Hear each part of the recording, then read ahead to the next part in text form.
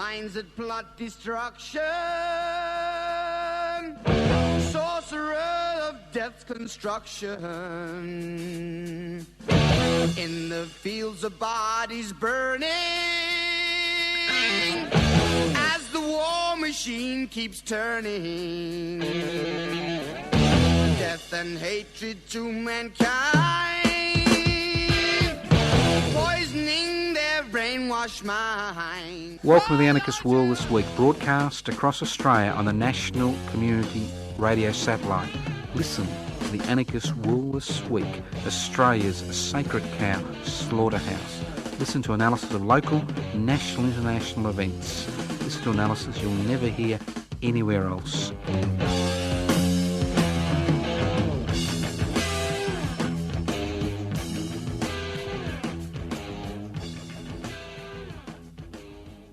Welcome to the Anarchist World This Week, broadcast across Australia via the Community Radio Network. My name's Joe Toscano. I'm hosting today's program. And if you want a really exciting program, well, keep listening to us. Now, there's a few things happening in life, and you may have to move down to Melbourne because nobody's told us what's happening in the rest of the country. So if you've got something you want us to kind of talk about on the Anarchist World This Week, you got something going, some type of activity going, well then give us a buzz. Give us a buzz.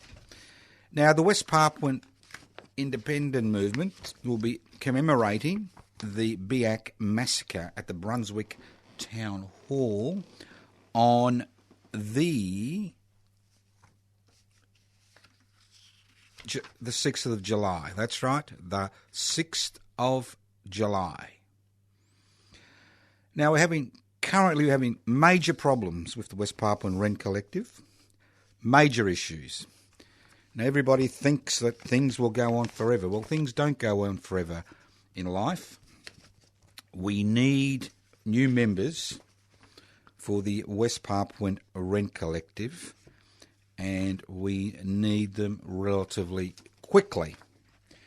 Now, the office has been established for over 3 years. It is a pivotal asset for the West Papuan independence struggle, not just in Australia, but around the world as they gain continuing support among nation states around the world for their independence struggle. And here in Melbourne, we've been privileged, and the key word is privileged, to be able to assist to pay the rent for the office.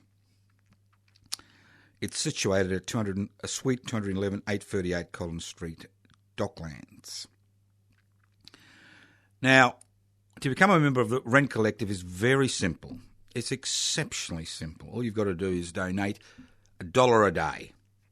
There's a bank account you can put your money in. It's better than wasting it on Uber. It's better than wasting it on, some disgusting takeaway food. It's better than wasting it on cigarettes. And if you've got a drug habit, this is a good way to knock over your drug habit and actually do something positive for the rest of the community. So if you wish to join the West Papuan Rent Collective, give me a call. I'll pass on the banking details. You can do it anonymously. You can pay $365 up front on a yearly basis. You can pay $30 a month, or if you're crazy, you can go to the bank every day and put in $1. It's up to you. So give us a call on 0439 395 489, 0439 395 489. Leave a message and I'll get back to you. You haven't got a phone? You can always write to us at Post Office Box 20, Parkville 3052. Post Office Box 20, Parkville 3052. That's right. Post Office Box 20, Parkville 3052. And you can email me at anarchistage@yahoo.com. This was an Anarchist Mid-Institute initiative almost 4 years ago. It is one of the more successful things we've been involved in. It would be a pity to see the office closed down, but we do need new members and we need them relatively urgent. Now, if you're interested in going to the concert or the program to commemorate the Biak Massacre. If you go to FRWP Women's Office at gmail.com. So Federal Republic West Papua Women's Office at gmail.com. Well, you can ring on 0420 250 389. $15 includes dinner. You won't get a better. I don't think you won't get a better value. Okay, let's move on. So that's the money bit. Okay. Now, we're also in the process, public interest before corporate interest, of doing a major mail-out. Yes, we do a mail-out once a year. We usually find that it's much more effective than emailing people, and obviously about 30% of our members aren't interested in the World Wide Web. So we do a mail-out once a year, send them lots of goodies. We need some dollar stamps. So if you can help, I know this is tedious, but to be an activist, you do need a little bit of money. To be an activist, you know. So if you've got some dollar stamps hidden away somewhere, put them in an envelope, write Post Office Box 20, Parkville 3052, Post Office Box 20, Parkville 3052, and post them in. We hope to have the mail out finished by the last week in July, but with over 800 members, that's $800 just to do a mail out. So you got spare stamps, put them in an envelope, send them to Post Office Box 20, Parkville 3052. If you wonder what anarchy is all about, no, it's not about money begging, which unfortunately it seems to be sometimes. But anarchist society is a voluntary, non-hierarchical society based on the creation of political and social structures which are based on equal decision-making. It's a society where wealth is held in common and used for the common good. Now, I'm very interested in looking at class in Australian society. Class in 21st century Australia, not 19th century class analysis, 18th century class analysis, 20th century class analysis. Now, these are my ideas. You may find them stupid. You may find them naive. You may find them enlightening. But I think we need to understand what's happening, because all around us we hear the word class war. Now, because the Labor Party, or sections of the Labor Party, let's get this right, because sections of the Labor Party are making noises about a little bit of equality and a little bit of fairness, it seems that shit has hit the fan all over this country. I mean, Mr. Bill Shorten, the Leader of the Opposition, said, yesterday or the day before, who knows when, the Labor Party may repeal. We'll look at repealing company tax cuts to businesses with turnovers of $10 to $50 million a year. Now, that would affect about 20,000 businesses in this country. And the world has come to an end. The world, as we know it, has come to an end. The gods have, spread pestilence and floods and fires and earthquakes across the land. It's just an extraordinary response. This is what happens every time in this country. Somebody makes, in a position of minimal authority, makes a comment about reintroducing a little bit of equality back into the country. Whoa! On the same day that this crap came out, the Senate, and let's not forget the crossbenchers, those 11 was it 9 or 11, I can't remember, crossbench senators, are just a bunch of conservative, reactionary garbage, and my apologies to garbage. Because on every major social issue, they have given the Liberal National Party the numbers. How can anybody justify passing a tax package that charges the same rate of tax for somebody earning $40,000 a year and somebody earning $200,000 a year?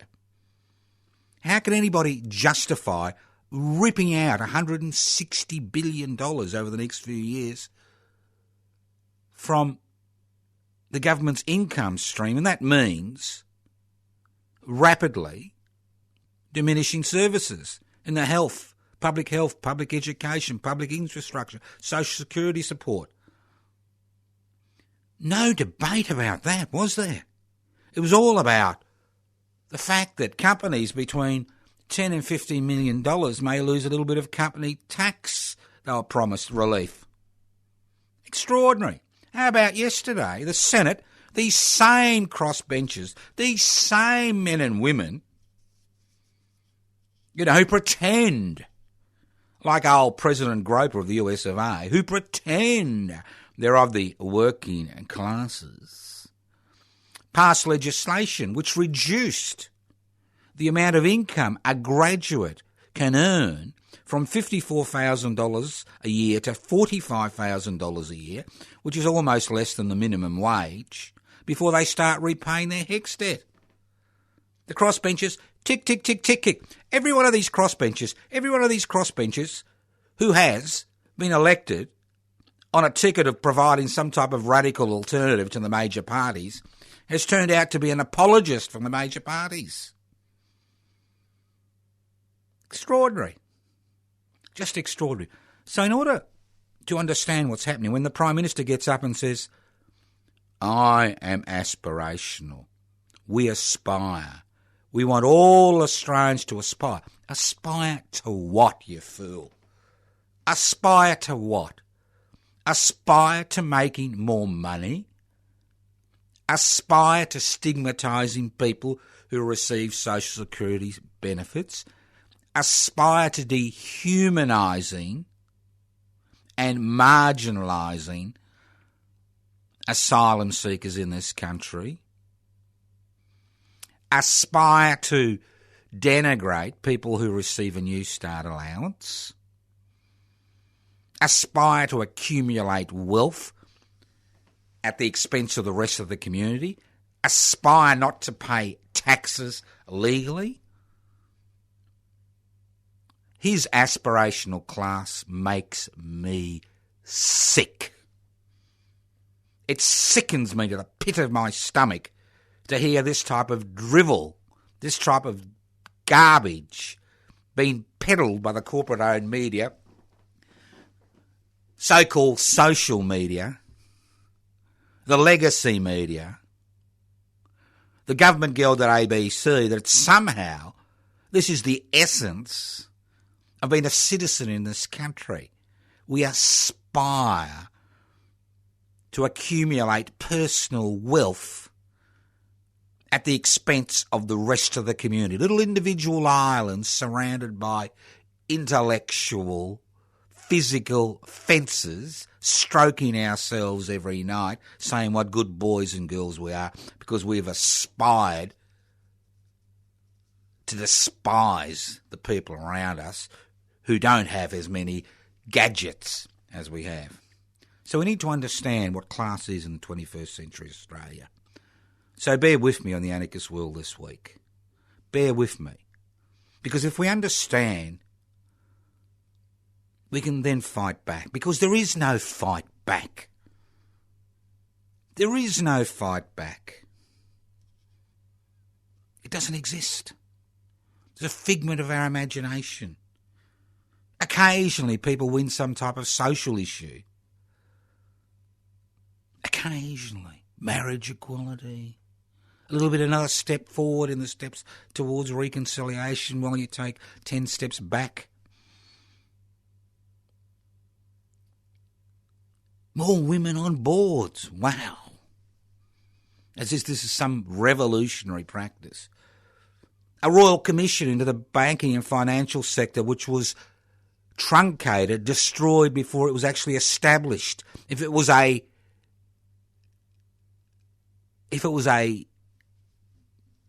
stillborn, not given the resources, the time, 5 days to look at what's happening to the farming sector. Not corporate farms. They enjoy little farms going out of business. That's their thing. So class in 21st century society. I mean, you can divide Australian history into 4 distinct periods. You've got pre-colonisation, colonisation, what I call an egalitarian period, and a postmodern counter-revolutionary period which we are living through today.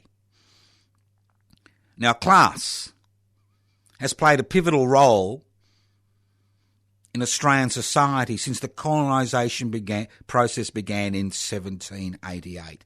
Let's not forget our history. Let's not forget where we came from. If we know where we came from, we can analyse the present and change the future.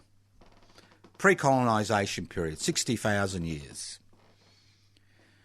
During the 60,000 year plus pre-colonisation phase, over 200 independent First Peoples nations were created, formed, developed on the Australian mainland and many of the islands surrounding the Australian mainland. These communities had their own distinct laws, cultures, languages, spiritual beliefs, and lived within well-defined geographical boundaries. Complex trading routes were established across the continent and between the islands, and processes were put in place that regulated movements between these communities.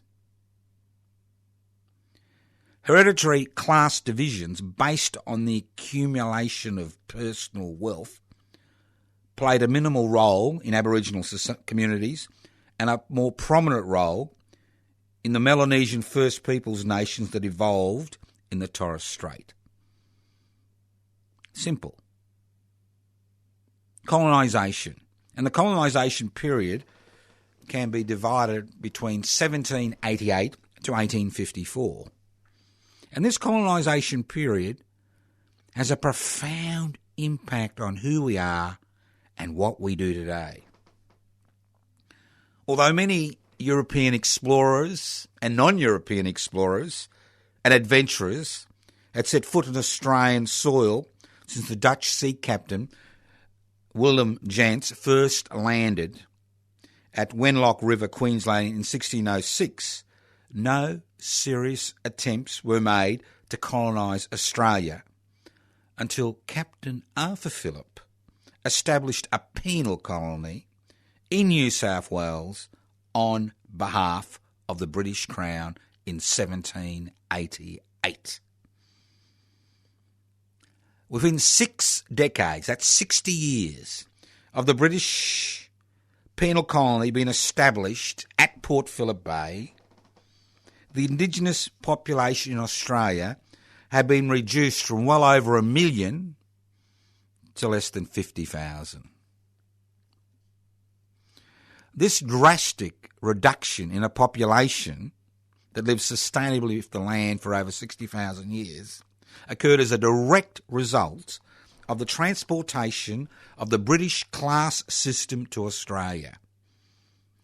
The rigid hierarchical divisions which existed between officers, soldiers, bureaucrats and convicts created conditions that soon led to the open warfare between the Indigenous population and the colonisers. The British ruling and entrepreneurial classes, that's right, entrepreneurs, began investing heavily in Australia, initially using free convict labour. A little bit like today, where there's so much deregulation that people think they can actually hire people for $2 an hour. And then cheap ticket of leave and immigrant labour to create vast estates that were built on the brutal destruction of a people that had lived on this continent for almost 60,000 years. Very simple. You turn up, you see people, you kill them off, take over their lands. But do you share it with your brothers and sisters? No. You impose that rigid hierarchical class structure that existed in Britain, in England, directly in Australia. The squatters, aided and abetted by employees who in many cases had little choice but to comply with their master's wishes, became the dominant political force in the new colonies that were springing up across Australia.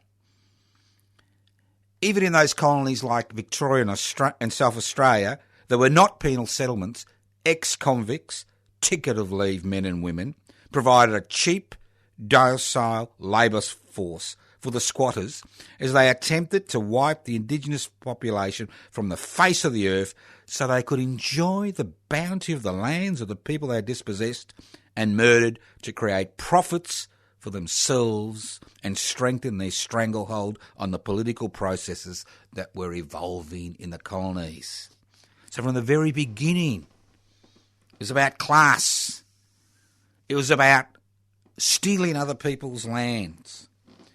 It's about creating profits for investors, entrepreneurs from the British ruling classes and entrepreneurial classes. The egalitarian period, 1854 to 1975. Let's not forget that this period was a particularly violent, vicious, evil period. If you look at any of the historical documentation of the penal settlements and how they were run, it's an extraordinarily brutal, depressing picture. Two important events in Australian history bookend the egalitarian phase of Australia's development as a modern egalitarian community. The Eureka Rebellion in 1854 and the dismissal of the Whitlam Labor government on the 11th of November in 1975. On the 3rd of December 1854, the European class structure that had been replicated in Australia was turned on its head.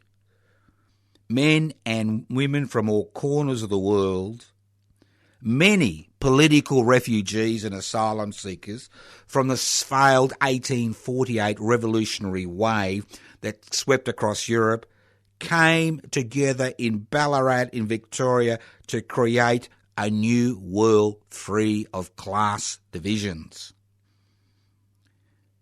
The Eureka rebels believed they were born with inalienable rights and liberties that no government could take away from them. Their aspirations were totally different to the aspirations of Turnbull and his merely mouthed mob of supporters in Parliament, in the bureaucracy, in the media. Their aspirations were encapsulated in the Eureka Oath. We swear by the Southern Cross to stand truly by each other and fight to defend our rights and liberties. One of the most significant sentences uttered in human history. People of all colours, of all races, cultural backgrounds, national origins and religions took up arms to defend what they believed were the inalienable rights they were born with. The Eureka Rebellion became the light on the hill that guided working class people in this country for the next 121 years.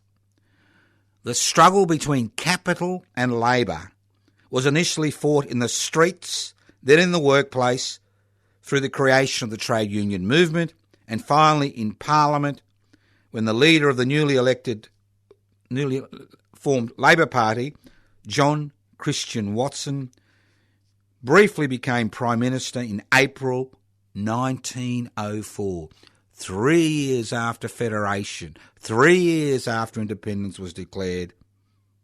We had a Prime Minister who was elected by the Labor movement. At the beginning of the 20th century, if you look at all historical records, Australia was a beacon of hope for working people around the world. Using a combination of both extra-parliamentary and parliamentary tactics, the trade union movement and the newly formed Labor Party made it their mission to ensure wealth flowed into the hands of working people. At the same time, the state was transformed from a vehicle of oppression that protected the interest of that small section of society that owns the means of production, exchange, distribution and communication, to an instrument that was used to look after the needs of those who had been forced to be satisfied with the crumbs that were brushed off the employer's table. Wages grew, conditions improved, publicly owned enterprises provided essential services and education grew, mutual societies, provident societies were established to look after people. Collectivism was a guiding light.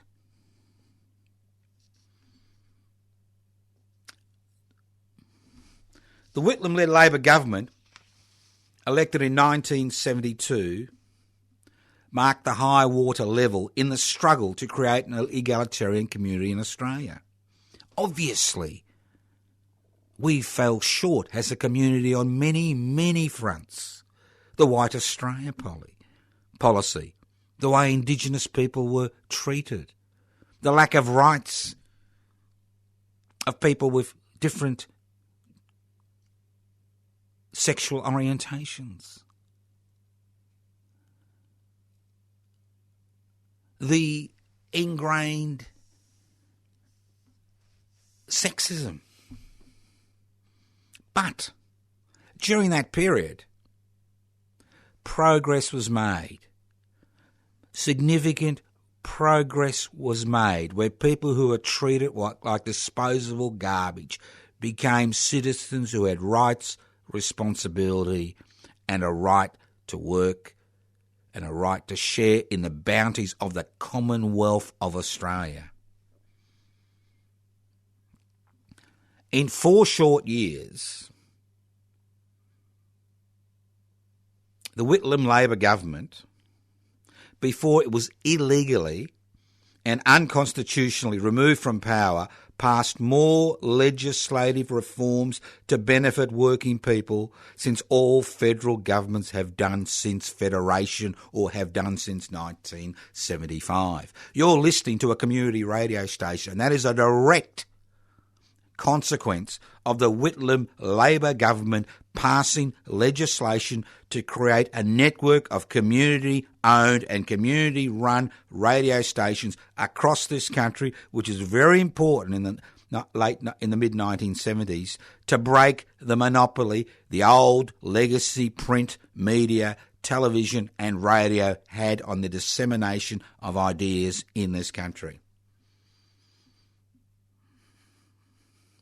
No wonder 40 years plus after the dismissal of the Whitlam-led Labor government, corporate Australia and their conservative lapdogs in the corporate-owned media continue to refer to that period as the worst, or the Whitlam Labor government as the worst government since Federation. Of course it was the worst government since Federation for them. Because for the first time in history of this country, there was a government that was actually willing to legislate in order to make radical, fundamental changes to the way we lived and worked. The counter-revolution. And this is the period you and I have been living through over the last 43 years. The counter-revolution, 1975 to 2018. Since the dismissal of the Whitlam-led Labor government, Australians have lived through a period of rapid social, political, cultural change which has fundamentally and irreparably changed traditional ruling class and working class dynamics. Those people who tend to look at the world through a 19th century prism need to understand that we have moved on. The neoliberal-led deregulation, privatisation, corporatisation and globalisation counter-revolution that has swept Australia over the past 4 decades has succeeded in redefining class dynamics to such an extent the corporate class, Australia's 21st century ruling class, exercises as much power as the squatters exercised over the ticket of leave men and women and convicts did. The new corporate owners of the means of production, distribution, exchange and communication have, by usurping the power of Parliament, created a new 21st century bourgeoisie, the investment class. And that class transcends traditional class analysis. With only about 1% of Australians belong to the only about 1% of Australians belong to the new ruling class. That's the people who own the means of production, distribution, exchange and communication. About 12% belong to the newly created investment class. The investment class, the aspirational voters, those who aspire to be part of this class, has been created through the passage of federal legislation that directly benefits Australians with disposable incomes.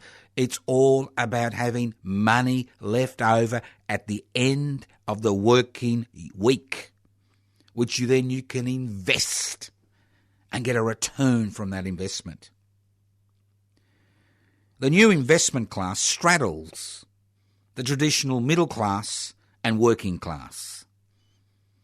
Entry into the investment class is solely determined by disposable income or access to borrowed wealth. Anyone, whether a professional, a wage earner or retiree, who has access to excess funds can avail themselves of this country's generous superannuation and negative gearing laws and the ability to claim tax losses on money borrowed to invest in the stock market, and on the ability to actually get a dividend and claim a tax deduction on taxes they haven't paid. Australia is the only country in the world where you can claim a tax deduction if you own more than one home, but can't access your superannuation funds to buy your own home because you're expected to pay for your own retirement. In 21st century Australia, a wage earner who has no disposable income, or a small business person who has no disposable income after meeting their living expenses, has become the new convict, changed to a hand-to-mouth existence financed by borrowed money. The new ball and chain in our lives, borrowed money. Currently, nearly 70% of taxation revenue continues to come from pay-as-you-earn taxpayers. Corporate Australia in this country pays voluntary taxation. Well, we have this huge debate about decreasing corporate taxation. Let's not forget, on the average, most corporations pay less than 10% taxation on profits, and some transnational corporations like Amazon, which is trying to get a foothold in this country, pay no taxation. Legally.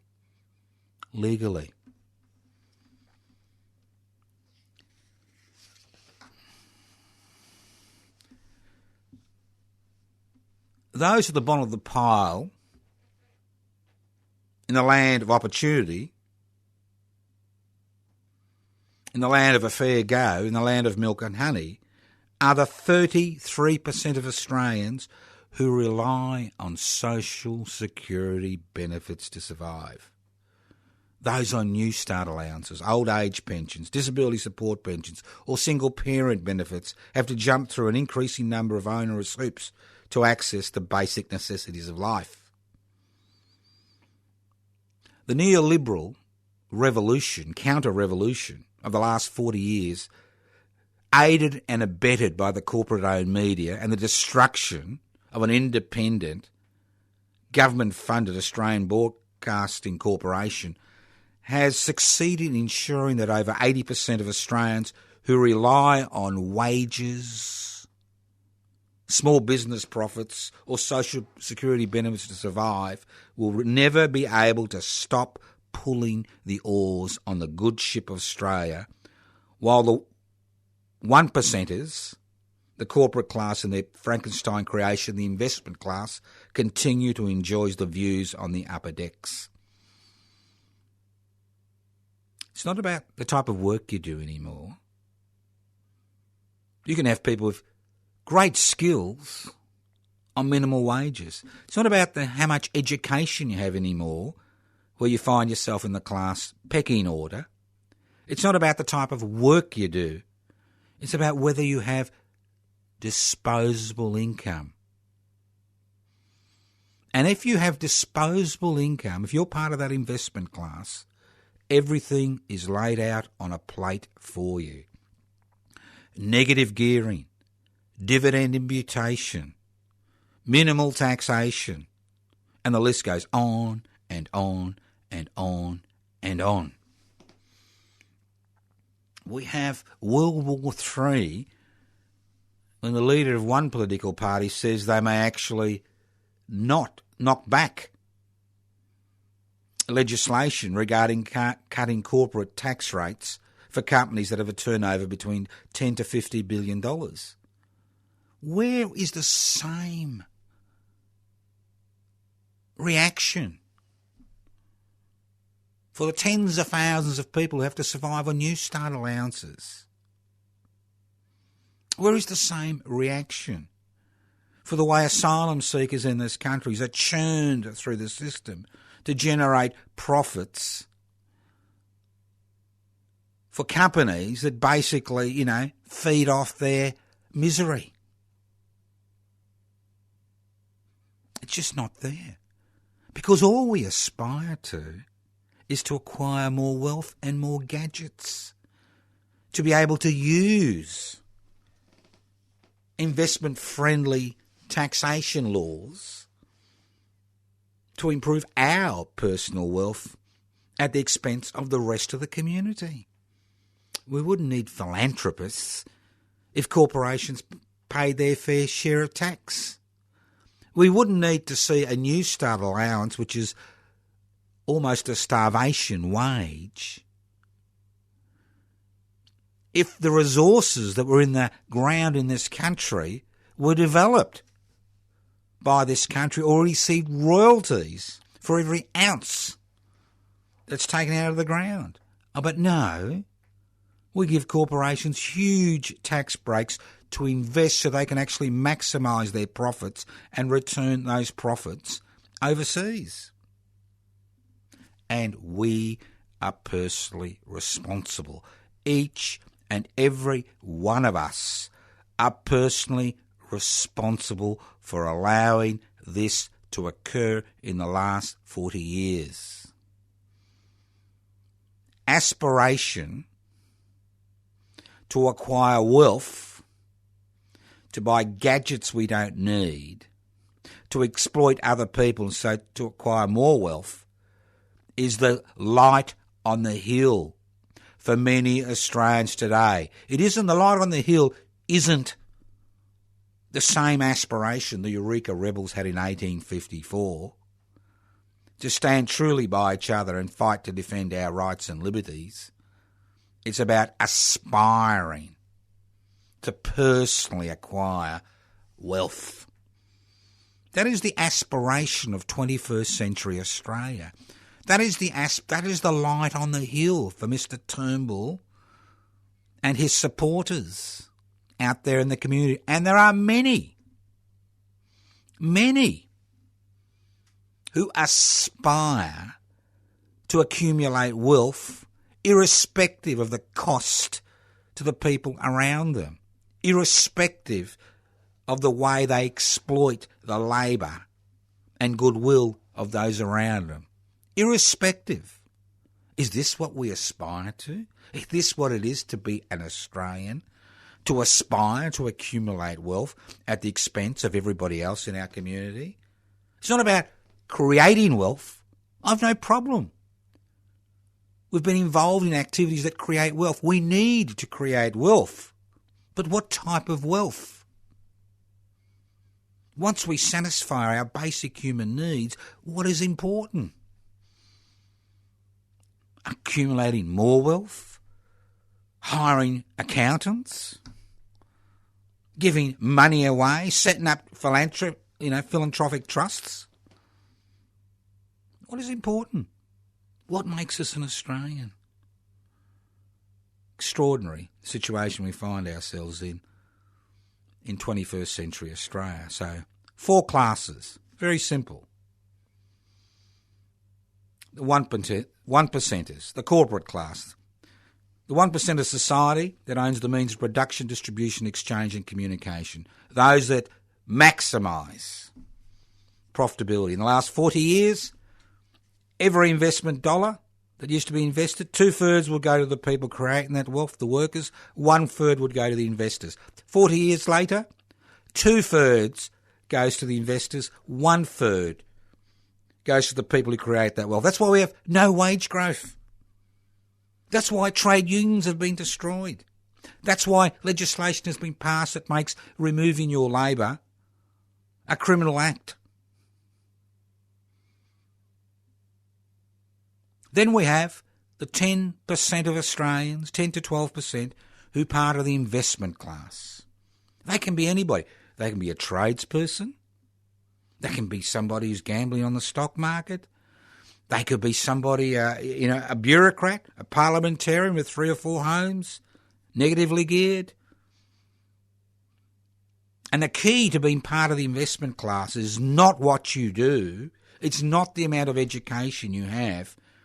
It's the ability to have disposable income at the end of the week and the ability to invest that disposable income in activities which are bankrolled by the taxpayer, like negative gearing, dividend imputation, corporate welfare, and the list goes on and on. So you've got the 1%ers, the investment class, then you have 50 to 60% of the population who make up the bulk of Australian society. Workers, whether they're self-employed, in micro businesses, or businesses that employ a few people, whether they work for wages, whether it's casual, whether it's permanent, whether it's part-time. People who do the right thing, earn a buck, pay their taxes, obey the laws. The losers, the working class. People who are chained by money they've needed to borrow in order to provide the basic necessities for themselves and the people they're responsible for. People who are taken for granted. People who think that somehow it's the other. The person of a different colour or a different race or the asylum seeker who poses a threat to them, not the investment class and the 1%ers. Here we are, the wage earner, fighting amongst themselves, allowing the investment class and the 1%ers to get away with blue murder. And then we have an underclass of people, a group of people that live below the poverty line. 1 in 3 Australians, especially those who don't own their own homes, who rely on social security benefits to survive. 33%. Old age pensions, disability support pensions, New Start allowance, single parents beneficiaries.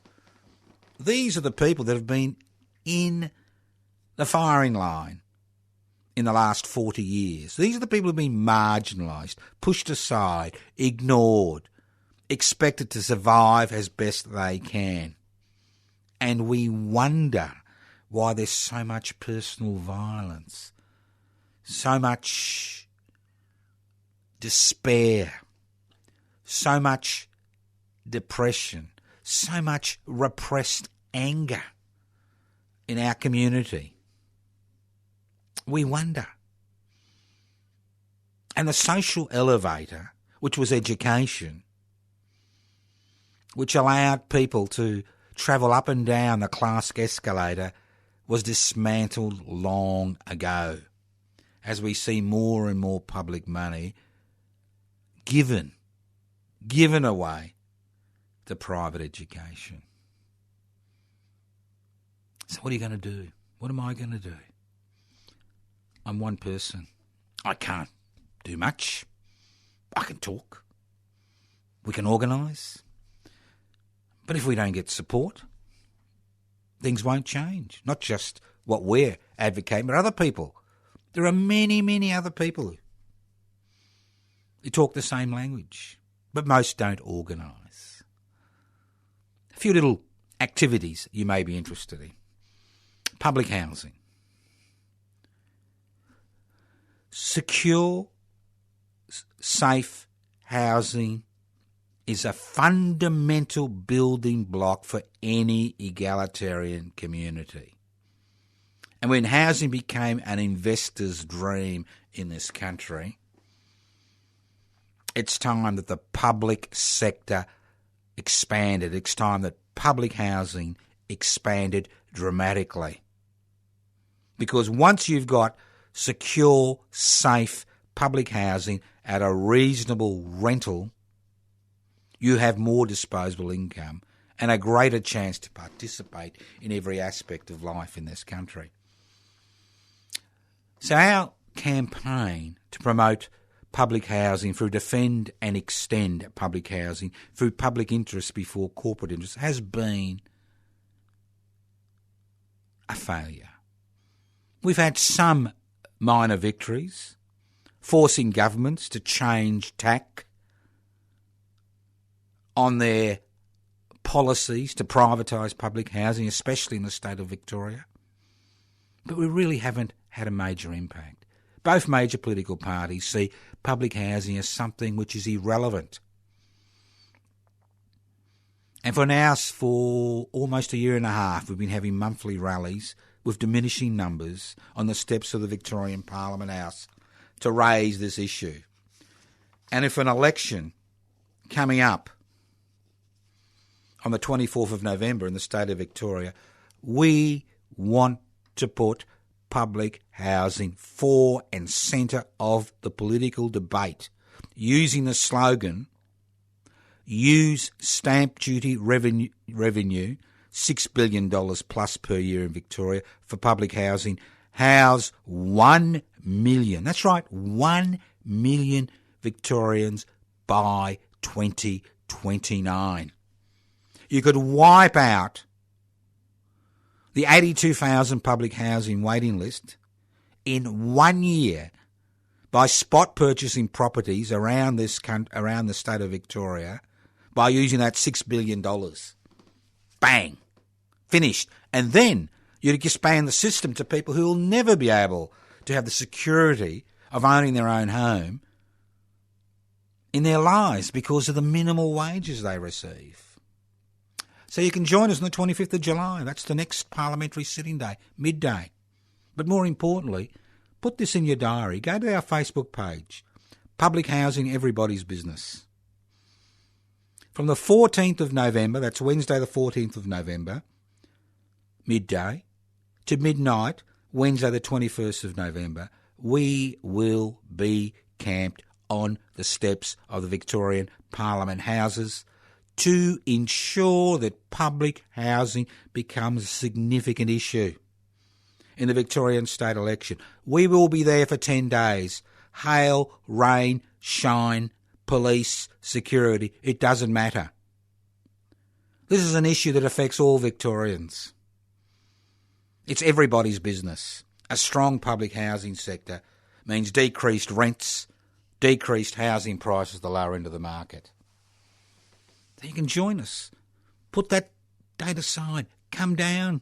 You don't have to. It doesn't cost you anything. Well, it does cost you 10 days. But because if this does not become an issue Public housing is finished in Victoria. The struggle is finished. It will be privatised by the end of the next Parliament in 2022. You can join public interest before corporate interests. For over 3 years, we've been struggling to get 500 members on the electoral roll to join a new political party that is both involved in parliamentary and extra-parliamentary activity.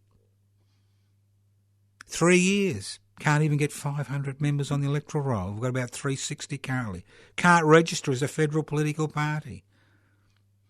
A democratically based party. Public interest before corporate interests. Download the application form. www.pibci.net. Go to membership.htm. Give us a ring. I'll send you out some application forms. Simple. No cost in joining. There are things you can do. Join the West Papuan Rent Collective. Join us for the Peter Norman celebrations on the 16th of October, the Unitarian Peace Memorial Church in Melbourne. We do what we can. We can't do much without your support. Think about it. You can listen to me for the next few years before I drop off my perch, or you can become active. You don't like what we're doing? You organise your own organisations, own activities. We need to put direct pressure. Social media, waste of time. Look at what happened to the Arab Spring. They can get people out in the street for 1 day or 2 days or 3, but when it comes to a social, political movement, we need feet on the ground. Not fingers on a button, but feet on the ground. That is the only way that people have created change in our society. That is the only way that change has been created, through feet on the ground. You look at every radical reformist movement in the history of this planet, and it's about feet on the ground. Thank you for listening to The Anarchist World this week, broadcast across Australia via the Community Radio Network. This program is streaming live on 3cr.org.au. That's 3cr.org.au. The program is podcast. You can access the podcast by going to 3cr.org.au. You can leave messages on 0439 395 489, 0439 395 489. You can write to Post Office Box 20, Parkville 3052. Post Office Box 20, Parkville 3052. You can email us at anarchistage@yahoo.com. anarchistage@yahoo.com. You can join the West Papuan Rent Collective. Give us a call or email me at anarchistage@yahoo.com or write to Post Office Box 20, Parkville 3052. Look at the Facebook page, Defend and Extend Public Housing. The dinners, yes, they're back on the agenda, hopefully in about 2 weeks. I'll tell you more about that next week. And thank you to all those people who donated to the 3CR Radio Fund. We need another $1,000 or $2 for the Anarchist World this week. Ring now, 039 419 8377. Make your donations tax deductible. Remember, the aspirational voters get their tax deduction by donating to their personal, friendly, political parties. Why don't you donate to Community Radio 3CR? It's nearly the end of the financial year. You got a tax problem? Solve it. You don't need an accountant. Just make it a donation to Community Radio 3CR, 039 419 8377. Thank you once again for listening to The Anarchist World this week on your local community radio station, courtesy of the Community Radio Network. This program is podcast. Go to 3cr.org.au. That's 3cr.org.au. Listen in next week to The Anarchist World this week on the Community Radio Network. Evil minds that plot destruction, sorcerer death's construction. An analysis you'll never hear anywhere else. Anarchist World this week. Australia's sacred cow slaughterhouse. 10 a.m. every Wednesday. Listen to the Anarchist World this week for an up-to-date analysis of local, national and international events. Poisoning their brainwashed minds. Oh, Lord, yeah.